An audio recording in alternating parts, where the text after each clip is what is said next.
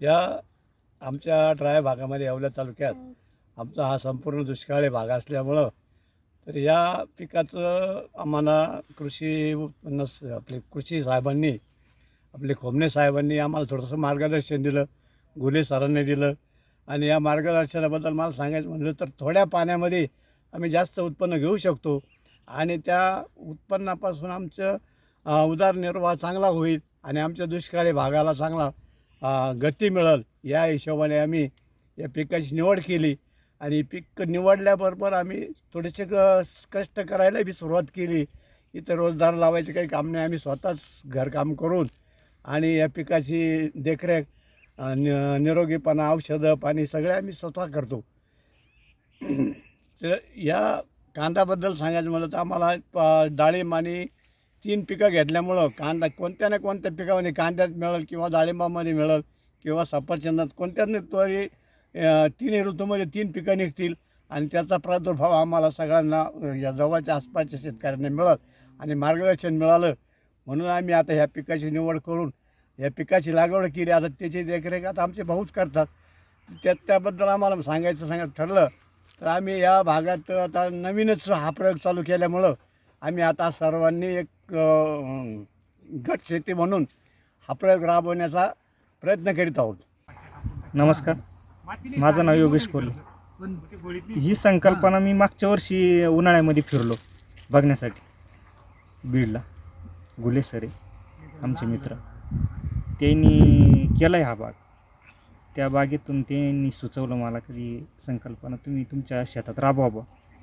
मग मी ते पाहिले 1-2 ठिकाणी, त्यांची माहिती घेतली. त्यांची माहिती घेतल्यानंतर मग मी घरी संकल्पना राबवली. सफरचंद आणि डाळिंब मिश्र शेती. आज किती बाय कितीचा प्लॉट आहे?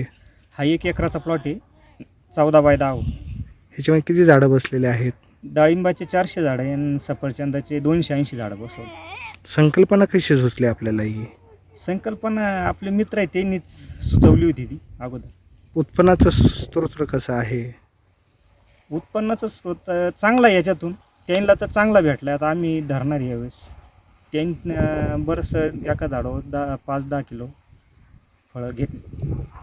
आमचा येवला तालुका हा दुष्काळी असल्यामुळे आम्ही 1 एकर क्षेत्रामध्ये डाळिंबाचं पीक आणि कांदा पीक, कमी पाण्यामध्ये सफरचंदाचं पीकसुद्धा घेतलेलं आहे.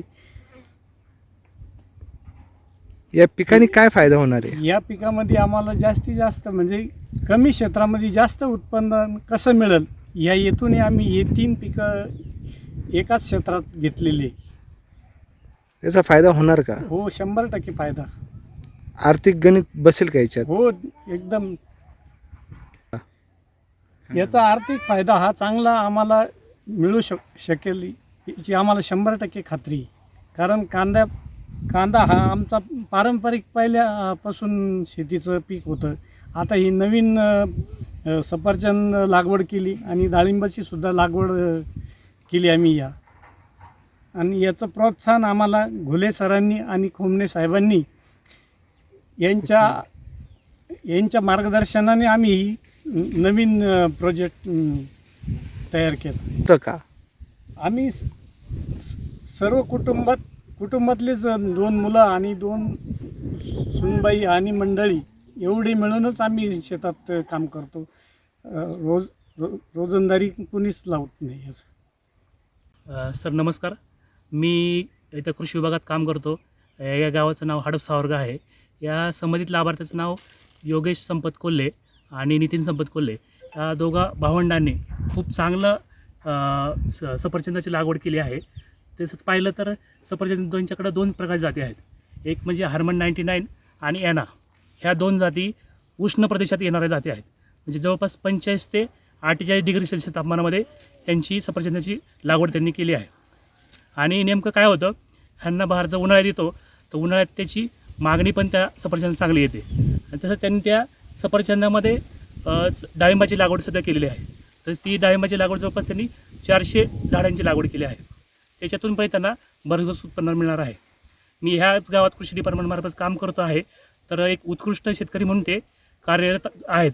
आणि शिवाय त्यांना आजूबाजूच्या परिसरातील शेतकऱ्यांना पण त्यांचा 100% फायदा होत आहे आणि नक्कीच त्या इतर शेतकऱ्यांना पण ते प्रोत्साहन देणार आहेत सफरचंद लागवडीसाठी. एकंदरच या सफरचंद लागवडीमुळे शेतकऱ्यांचा फायदा होणार असला तरी फायदा किती होणार आहे?